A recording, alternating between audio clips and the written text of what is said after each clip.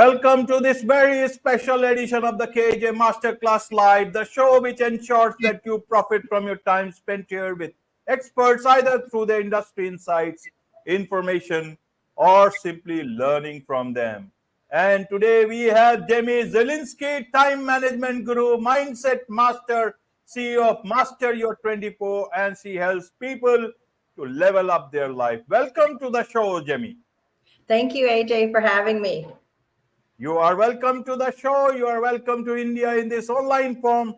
And I'm sure not just in India, but a lot of people across the globe will benefit from what we are talking about. We are talking about mastering time management. And this is an issue, this is a problem everyone faces. So, my first question to you is, Jamie, is that where does time vanish? All of a sudden, the day starts and then it turns into night. Where does time go? Time goes so fast. We tend to get lost in the commotion, the chaos of the day, and we end up feeling like we have no time because all of a sudden it's gone because the chaos of the day, or we got busy with social media and scrolling and some of that wasted time, and then all of a sudden it's bedtime. So I help people learn how to manage that chaos by creating calm in the chaos of life through managing their time. Absolutely, absolutely. So let's look at it much more closely, Jamie. And in that backdrop, who takes away our time? Let's look at it in three different aspects. One is on the personal front, one is on the work front, including business. So starting with the personal front itself, we keep on complaining, I don't have time. Who takes away my time on the personal front? Is it only my phone which takes away my time, or is it that my mindset is not able to plan things away? Let's look at the first part, and wherever it overlaps the work-life part, that's okay. Yeah, so I tend to believe that we can manage our time better by creating hard conflicts and soft conflicts. Now, what you're talking about with your home time and your personal time, some of those things can be a soft conflict, meaning that they're not necessarily specific to a day and time on your calendar. They're not a hard conflict. They have to happen on this day and this time. We have a lot of hard conflicts in our life we have to schedule first. And then we get into that soft conflict, which is a lot of the personal aspects that you're mentioning today. So the first portion and the soft conflict, I tend to handle those second, because we have to manage through our hard conflicts first, and then we can get to our soft conflicts with our time scheduling. And that can be somewhat difficult for people because they don't know how to prioritize those. Right. And in terms of business, is it about that we are not able to delegate people, or maybe we want to do all the work at the same time? Where is the problem? Even if those people who have got large teams, small teams, compact teams, efficient teams, productive teams, but I am left with no time. How does that happen, and what to do there? I feel that a lot of people have a very hard time asking for help. And in a lot of scenarios, I work with people and trying to juggle the work and home life balance, and they tend to not ask for any help. So they feel constrained at work because they're not asking for help on projects or delegating appropriately. And then also at home, when you have to manage your family life, they're not delegating some of those responsibilities internally with their spouses or their partners, or they're not hiring in help that can help delegate some of that work so that they can focus more on the goals that they have for their life. Right, Jamie. So how do I get down to doing something about it? Is there a step-by-step process, whatever my state in time management is, so that I can start? Because not only I don't have time, I have only what one has on the phone is time management tools, and still you don't have time. How do you get started with whatever it is, with delegation, with time, with productivity apps and whatnot? But how do you get started so that at least I have enough time in hand to think, because you talk about, that stop using the I don't have time excuse. So I want to do that, but let me have my time first. So I originally started my business a long time ago called Your 24, and it was because I got tired of people saying things like, I don't have time to do that. I wish I did.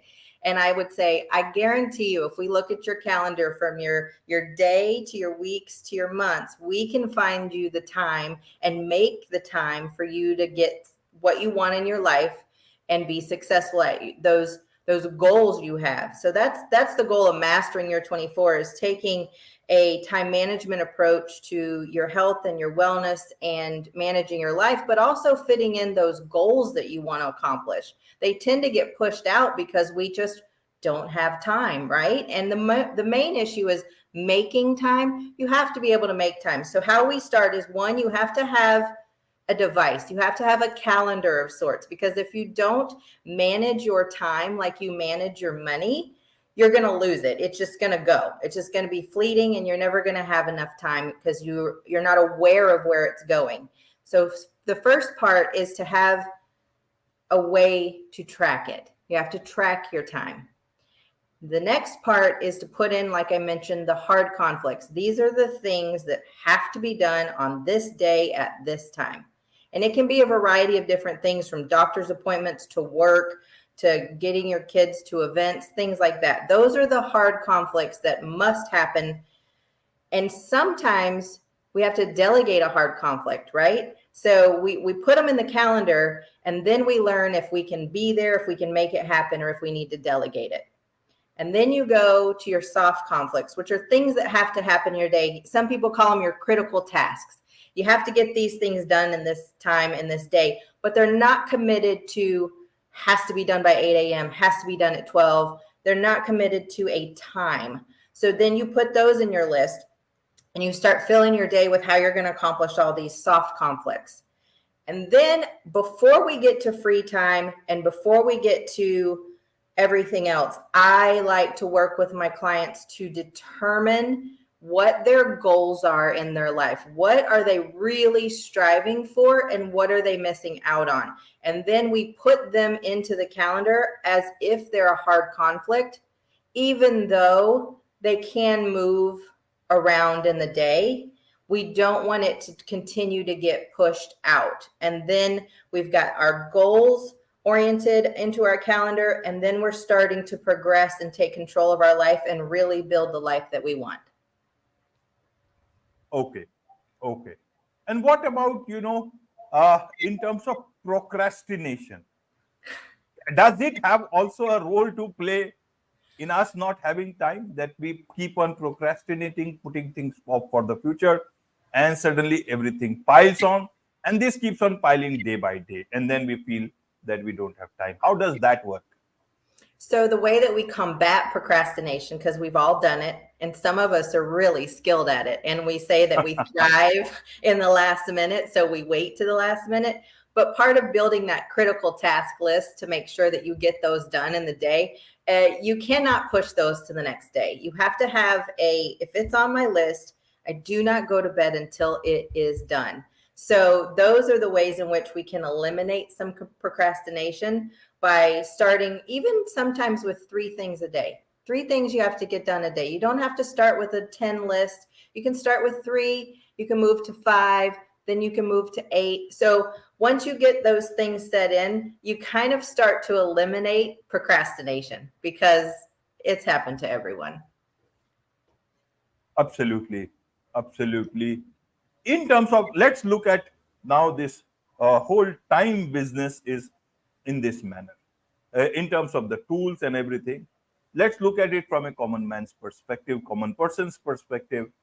Which are the major time eaters of anyone, possibly? Again, as I ask, as an individual, as a person who is working either in personal work, or as an entrepreneur, or you are working for someone else. So that, if you can pinpoint from your own experience or from your clients' experience, so that, they can start eliminating. And if possible, how do you eliminate? If you tell someone, don't use your phone, it can become difficult, but then it is also possible. How do you do it?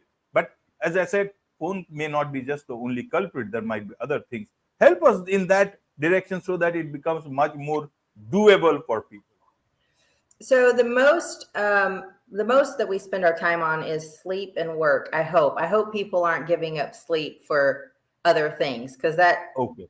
well that's an extremely important part of your world. So getting enough sleep, and then your work. So however much time your work takes, you have to, those are two of the biggest. But when we get into the free time, once we've scheduled all of our hard conflicts, soft conflicts, and goals, we've still got a lot of free time. And that tends to be where people lose time, because they're like, where did that hour go? So free time is important. You have to have free time. You have to have a break. You have to have the ability to maybe, just take a break from the busy of the day. So the free time is extremely important, but most people spend it doing minimal tasks and things. And the goal is to be able to put those free time moments to work for you in a way that helps you create the life that you want. Now, one of the ways that I help people, and I do it for myself, is limiting my own time on social media apps. Now, that may not be a certain person's downfall. They may not be on it much, but majority of the people I work with are using apps. They're using apps for fitness. They're using apps for therapy. They're using apps for social interaction. They're using them for a lot of things. So you break it down and you can put a time limit on your apps by either the category, like games. People will sit and play a game, for a really long time. I tend to limit, and an alert will pop up. My kid the other day said, Mom, why do you have a limit on your phone? I said, because I have to manage my time too. Like, I can't be spending too much time over here on my phone when I need to be executing over here towards my goals. So that is my number one tip, is to limit your time on your apps. And then you really kind of become aware of how much you spend messing around, right? So I think that's the biggest one for the phone and the iPad and the computer, and then also TV. That can be one where people will sit and Netflix and chill, they say, and they'll binge watch a show for a whole day. Well, if you scheduled that and that's your free time and what you want to do with it, great, please do that. But to just wait, to just start a show and then be awake till 3 a.m. because you just couldn't turn it off. The TV can be a massive time eater, and we want to make sure that we're limiting that as well. So you can check and see how much you've been watching, and you just want to try to reduce that if it's not providing you learnings and helping you get a better life for yourself. Absolutely, absolutely. What about productivity apps? Do productivity apps also eat away my time, or how many productivity apps are enough? How do I tackle, because there are millions of them nowadays and everybody is trying promising the same thing. Well, if you're getting active learnings and it's helping you, you're taking those learnings and putting them into your life, and you're not just spending time consuming the information and working, then they can be very helpful. They can be very helpful to teach people new ways and new tricks into how to get more in their life. But you don't want to spend your whole time in productivity apps, because you can't be productive if that's all you're doing. You understand? Right, right. It's just Absolutely. another thing we have to control so that we don't end up going, oh my goodness, where did my day go? Right? Right. Let's talk about, as a woman, a lot of women are very good multitaskers. Mm-hmm. And, they keep on juggling from one to. I am not a multitasker. I do only one thing at a time. Right now, I am doing a couple of things in managing these stickers and all those things. So, but I don't. If I had the chance, I would not do it. But since only one person can do it, I cannot afford any assistant or anyone else or any sort of producer. I have to do it myself. But rather, I would focus on talking. And I don't like that distraction. But a lot of people are very good multitaskers, especially women. What would you like to tell them? But they have the same complaint. I am very short of time. what would you like to tell them, especially? And especially, in your case, like you have managed several things, uh, chaos of 4 kids, your job, your marriage, and your health, so many things together. Where will the time stay? But you still had managed it. And now you are getting the time to also manage this company called Master Your 24. So help us understand from that perspective. Well, I am the queen of multitasking. And I tend to say if I have a very full plate, if things aren't falling off that I have to catch, then I'm not busy enough. However, that can wear you down and that can completely drain you. And then it takes away your energy in a way that is not supportive to your family, supportive to your job, supportive to your health. All of those things can get deteriorated if we over multitask. So being able to multitask is great. You can get a lot of stuff done and you feel very accomplished at the end of the day. However, if you are over multitasking, then you need to really take a look at how you can delegate some of those tasks. You do not have to be a one-woman show. You can ask for help. And that's one of the hardest things for me, is because I'll just wait till I'm almost imploding before I'll ask for help. But I have to take my own advice at times and say, I need you to do this because it's going to help me be able to do this. So as much as multitasking can be a very wonderful skill for life, we still want to make sure that we're not putting too much on our shoulders and being, weighed down by things that we could actually delegate out. Absolutely. Absolutely. There is much to learn about time management, and to also make sure that we are using all the help that is around us, but we are so difficult, so helpless to ask many a times, because it just doesn't occur into our hand that help is at hand, but you are not asking for it. So, be that as it may, I'm sure a lot of people will understand with their own experiences with podcasts like this, with your expertise, and a lot of people would want to connect with you to learn more about time management, and those who want to be engaged with you professionally. So, how do they do that?